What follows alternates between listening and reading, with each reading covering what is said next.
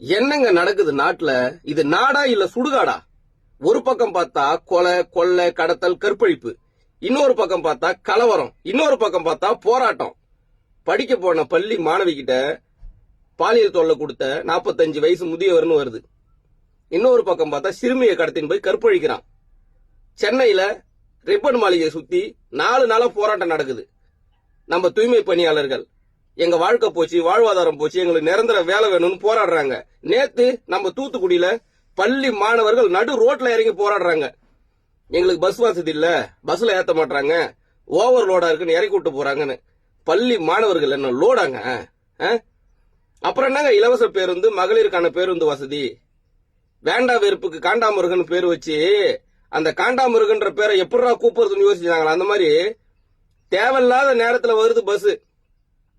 மக்கள் அவதிப்படும் போது பஸ் இல்ல. அந்த பள்ளி நேரம், காலேஜ் நேரம், ஆபீஸ் நேரத்துக்கு பஸ் இல்ல. தேவையில்லாத நேரத்துல, மதிய நேரத்துல வெறும் பஸ்ஸா வந்து போகுது. இதுதான் நிறைய ஊர்ல நடக்குது. ஆனா இந்த 5 வருஷம் ஆட்சியில முதல்வர் என்ன மக்களுக்கு நன்மை செஞ்சாருன்னு தெரியலங்க. ஆனா கோழையா கடந்த மக்கள் எல்லாம் வீரமா மாத்திருக்காரு. உரிமைக்காக போராட ஆரம்பிச்சிருக்காங்க மக்கள். ரொம்ப பெருமையான விஷயம். மக்களை வீரமா மாத்தின முதல்வருக்கு நன்றிங்க. நாடு நாசமா போச்சுங்க.